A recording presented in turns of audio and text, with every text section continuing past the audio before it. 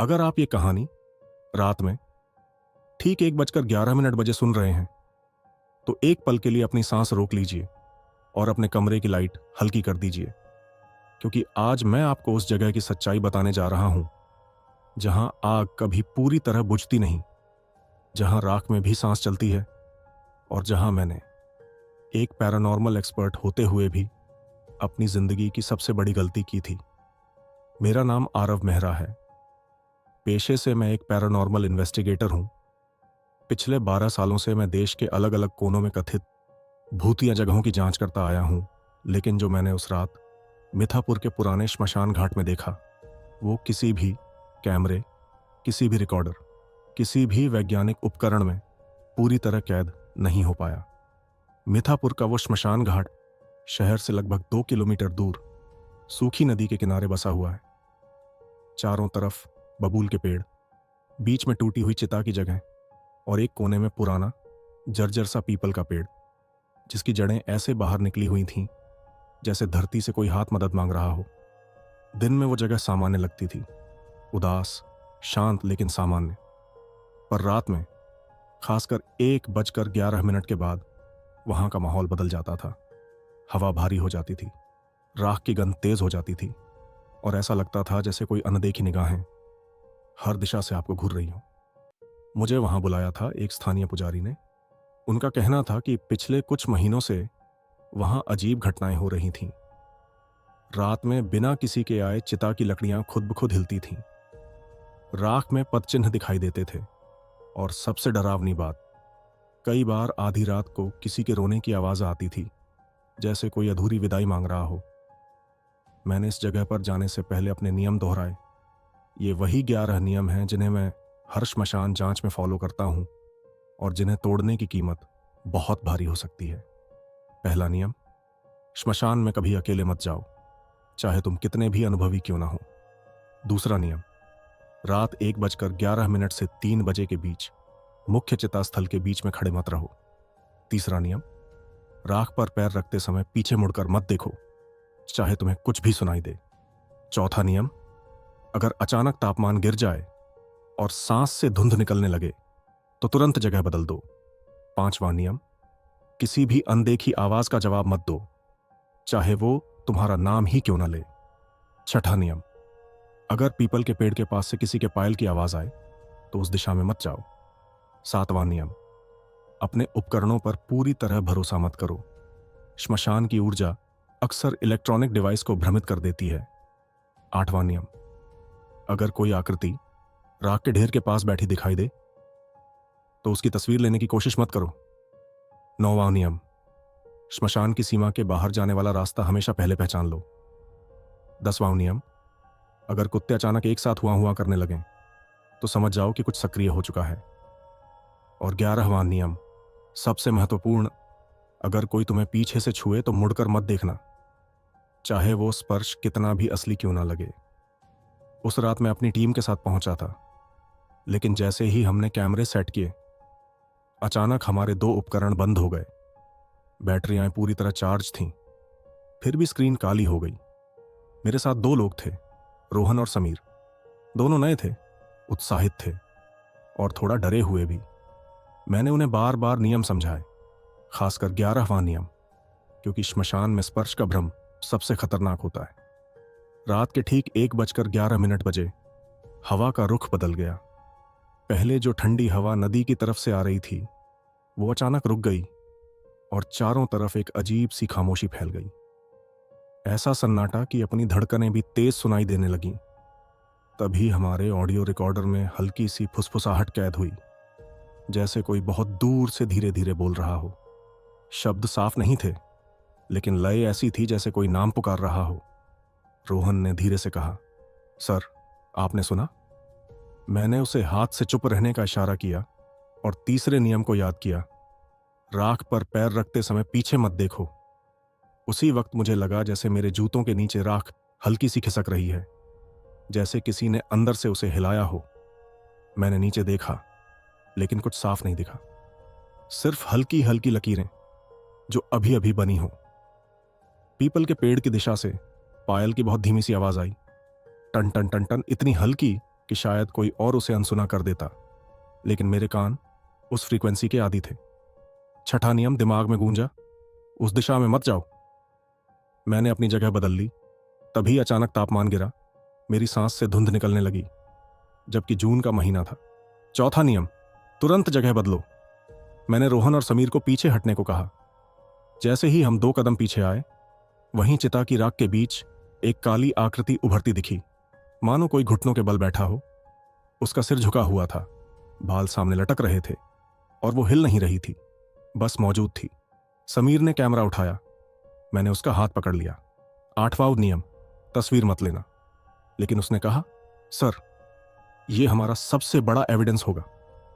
उसके शब्द खत्म भी नहीं हुए थे कि कैमरे की स्क्रीन पर 1 सेकंड के लिए वो आकृति सीधी खड़ी दिखाई दी और अगले ही पल स्क्रीन पूरी तरह सफेद हो गई। तभी दूर कहीं कुत्तों के हुआ हुआ करने की आवाज एक साथ उठी, जैसे किसी ने एक अदृश्य संकेत दिया हो। 10वां नियम सक्रिय हो चुका था। मेरे अंदर बेचैनी बढ़ने लगी। मैंने बाहर निकलने का रास्ता याद किया। 9वां नियम। लेकिन अजीब बात यह थी कि जो पगडंडी हमने आते समय देखी थी, वो अब साफ दिखाई नहीं दे रही थी, जैसे धुंध ने उसे निगल लिया हो। और फिर वो हुआ जिसका मुझे डर था। मेरे पीछे से किसी ने बहुत हल्के से मेरे कंधे को छुआ। स्पर्श ठंडा था, लेकिन बेहद वास्तविक, जैसे किसी इंसान की उंगलियां हों। मेरा पूरा शरीर जड़ हो गया। 11वां नियम मेरे दिमाग में गूंज रहा था, मुड़कर मत देखना। मैंने आंखें बंद कर लीं और खुद से कहा, यह भ्रम है, यह ऊर्जा का खेल है, मत मुड़ो। लेकिन उसी क्षण मेरे कान के पास बहुत साफ, बहुत करीब से एक फुसफुसाहट आई। आरव, मेरे नाम की आवाज। वो आवाज किसी महिला की थी, टूटी हुई, भारी, जैसे राख से निकल रही हो। मेरी रीढ़ में सिहरन दौड़ गई। मेरी टीम कुछ दूरी पर थी, वो मुझे नहीं छू सकते थे। स्पर्श फिर हुआ, इस बार थोड़ा जोर से, जैसे कोई मेरा ध्यान अपनी तरफ खींच रहा हो। मेरे भीतर का वैज्ञानिक कह रहा था, मत मुड़ो, नियम याद रखो। लेकिन इंसानी जिज्ञासा, वो पुरानी जिद्दी जिज्ञासा जिसने मुझे इस पेशे में डाला था, वो चीख रही थी, देखो, जानो, समझो। और मैंने गलती कर दी। मैं मुड़ा। मेरे पीछे कोई ठोस शरीर नहीं था, लेकिन हवा में एक चेहरा उभर रहा था। अधजला नहीं, खून से लथपथ नहीं, बस राख से ढका हुआ, आंखें पूरी तरह काली, बिना सफेदी के, और होंठों पर एक अजीब सी मुस्कान जो दुख और गुस्से के बीच अटकी हुई थी। वो चेहरा कुछ सेकंड तक मेरे सामने रहा, फिर अचानक बहुत तेजी से मेरी ओर बढ़ा। मुझे लगा जैसे किसी ने मेरे सीने के आर पार बर्फ की सुई चुभो दी हो। सांस रुकने लगी, कानों में तेज सीटी जैसी आवाज भर गई और मेरी नजर धुंधली होने लगी। मैं गिर पड़ा और गिरते हुए मैंने देखा कि रोहन और समीर भाग रहे थे, चिल्ला रहे थे, लेकिन उनकी आवाज मुंह तक साफ नहीं पहुंच रही थी। जब मेरी आंख खुली, सुबह हो चुकी थी। सूरज की हल्की किरणें राख पर पड़ रही थीं। सब कुछ सामान्य लग रहा था। रोहन और समीर कुछ दूरी पर बैठे थे, चेहरों पर डर साफ दिख रहा था। उन्होंने बताया कि जैसे ही मैं मुड़ा, मैंने एक अजीब सी चीख मारी और फिर जमीन पर गिर गया। उन्हें मेरे पीछे कुछ दिखाई नहीं दिया, लेकिन तापमान अचानक और गिर गया था और रिकॉर्डर में सिर्फ एक ही आवाज इस बार बार कैद हुई थी, नियम, नियम। उस दिन के बाद से मैं शारीरिक रूप से ठीक हूं, लेकिन हर रात 1:11 बजे मेरी नींद खुल जाती है। मुझे अपने कंधे पर वही ठंडा स्पर्श महसूस होता है। कई बार आईने में पीछे हल्की सी परछाई दिखती है जो मेरे साथ नहीं चलती। मैंने श्मशान जाना बंद नहीं किया क्योंकि ये मेरा काम है, लेकिन अब मैं 11वें नियम को सिर्फ नियम नहीं, चेतावनी मानता हूं। मिथापुर का वो श्मशान घाट आज भी वैसा ही है। लोग वहां अंतिम विदाई देने आते हैं। आग जलती है, राख उड़ती है और रात होते ही हवा भारी हो जाती है। कई बार नए लोग मुझसे पूछते हैं, क्या सच में वहां कुछ है? मैं उन्हें विज्ञान की बातें समझाता हूं, ऊर्जा, मनोविज्ञान, ध्वनि का भ्रम, लेकिन अंदर से मैं जानता हूं कुछ सवालों के जवाब उपकरण नहीं दे पाते। अगर आप कभी किसी श्मशान में जाएं तो इन 11 नियमों को याद रखिएगा, खासकर आखिरी नियम को, क्योंकि हर जगह हर नियम की परीक्षा नहीं होती, लेकिन जब होती है तो एक पल की जिज्ञासा, एक पल का मुड़ना आपकी दुनिया बदल सकता है। और अगर कभी रात के 1:11 बजे आपको अपने कंधे पर ठंडा सा स्पर्श महसूस हो तो कृपया सिर्फ एक काम कीजिए, मुड़िएगा मत। लेकिन मैं जानता हूं आप में से कई लोग मेरी तरह उस एक पल की जिज्ञासा से हार सकते हैं, और शायद यही वजह है कि मुझे अपनी कहानी यहीं खत्म नहीं करनी चाहिए थी, क्योंकि जो कुछ उसके बाद हुआ वो सिर्फ एक घटना नहीं थी, वो एक धीमी रेंगती हुई शुरुआत थी जो आखिरकार मौत तक पहुंची। उस रात के बाद से हर दिन सामान्य दिखता था। मैं अपने केस पर जाता था, इंटरव्यू देता था, उपकरण ठीक करता था, लेकिन हर रात ठीक 1:11 बजे मेरी आंख अपने आप खुल जाती थी, जैसे किसी ने अदृश्य अलार्म सेट कर रखा हो। कमरे में अंधेरा होता था, लेकिन मुझे साफ महसूस होता था कि मैं अकेला नहीं हूं। मेरे कंधे पर वही ठंडा स्पर्श, वही हल्की सी दबाव की रेखा, और कान के पास बहुत धीमी फुसफुसाहट जो शब्दों में नहीं बस सांस की तरह होती थी। पहले मैंने इसे ट्रॉमा समझा, मन का खेल, पोस्ट इन्वेस्टिगेशन स्ट्रेस।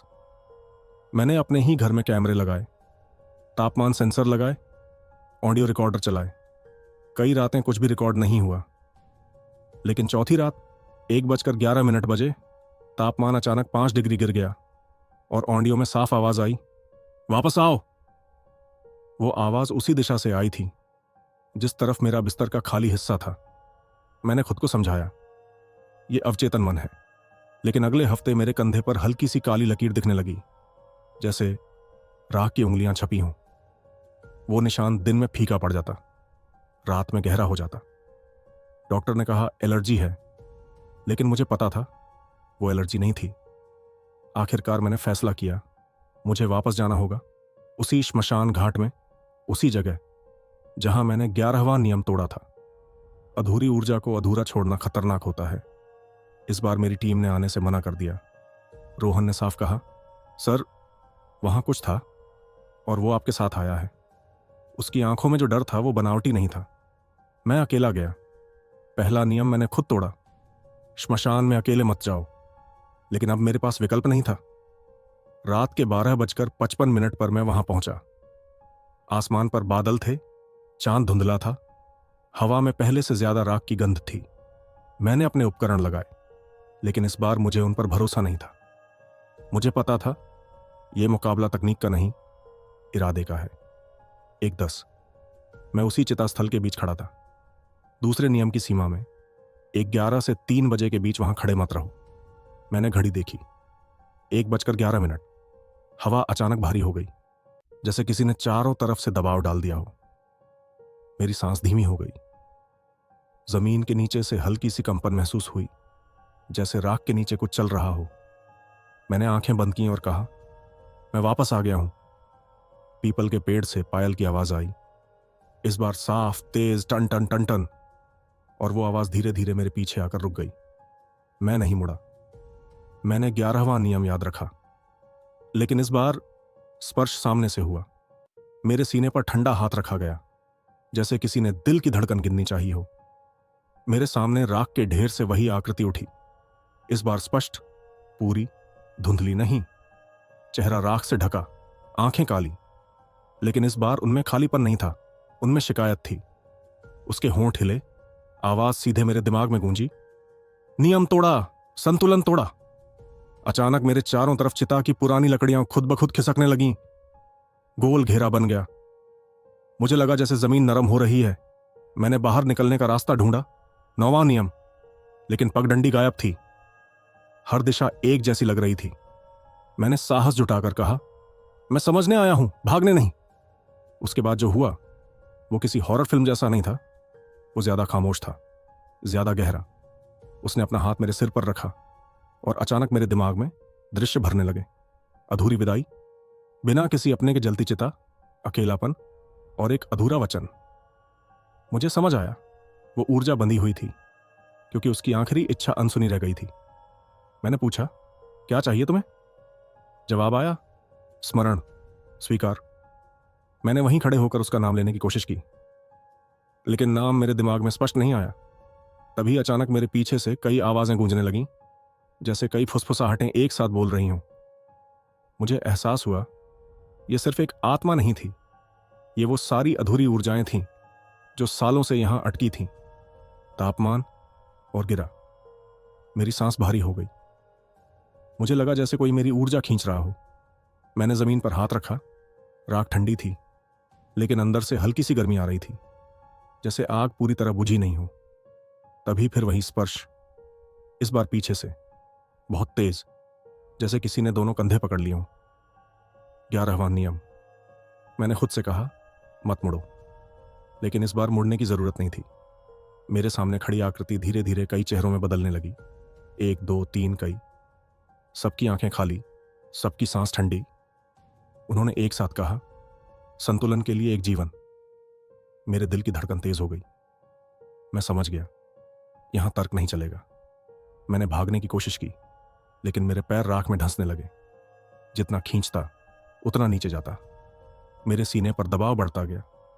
मुझे लगा जैसे किसी ने अदृश्य रस्सियों से मुझे बांध दिया हो। मैंने आखिरी बार आसमान की तरफ देखा। बादल हट रहे थे, चांद सीधा मेरे ऊपर था। हवा बिल्कुल बंद थी। कुत्तों की आवाज फिर उठी, इस बार बहुत पास से। मेरी सांस टूटने लगी। आंखों के सामने अंधेरा छाने लगा। उसी अंधेरे में मैंने महसूस किया, वो ठंडा स्पर्श अब दर्दनाक नहीं था, वो स्थिर था, जैसे कोई मुझे नीचे खींचते हुए भी थामे हुए हो। मेरे कान में आखिरी फुसफुसाहट आई, अब संतुलन पूरा। सुबह जब लोगों ने श्मशान घाट में मुझे पाया, तो मैं उसी चिता स्थल के बीच पड़ा था। शरीर पर कोई बाहरी चोट नहीं, चेहरा शांत, जैसे गहरी नींद में हूं। मेरे उपकरण चारों तरफ बिखरे थे। रिकॉर्डर अब भी चल रहा था। आखिरी रिकॉर्डिंग में 1:11 से 1:19 तक सिर्फ हवा की आवाज है। फिर एक गहरी धीमी सांस जो मेरी नहीं थी, और उसके बाद एक ही शब्द, बहुत साफ, बहुत स्पष्ट, स्वीकार। डॉक्टरों ने कहा हार्ट फेलियर। पुलिस ने कहा दुर्घटना। लेकिन रोहन जब मेरा सामान लेने आया तो उसने मेरे कंधे पर वहीं राख के उंगलियों जैसे निशान देखे, जो अब स्थायी हो चुके थे। और कहते हैं आज भी मिथापुर के उस श्मशान घाट में अगर कोई पैरानॉर्मल इन्वेस्टिगेटर 1:11 चिता स्थल के बीच खड़ा हो जाए तो हवा भारी हो जाती है, राख हल्की सी हिलती है, और किसी के कंधे पर ठंडा सा स्पर्श होता है। बस फर्क इतना है, इस बार फुसफुसाहट में एक और आवाज शामिल होती है, मेरी। अगर आपको यह डरावनी कहानी पसंद आई हो तो लाइक जरूर करें, अपने दोस्तों के साथ शेयर करें, और हमें कमेंट करके बताएं कि आपको सबसे ज्यादा डर किस सीन में लगा। ऐसी ही और भूतिया कहानियां सुनने के लिए चैनल को सब्सक्राइब करना ना भूलें, क्योंकि अगली बार शिकार आप भी हो सकते हैं। धन्यवाद।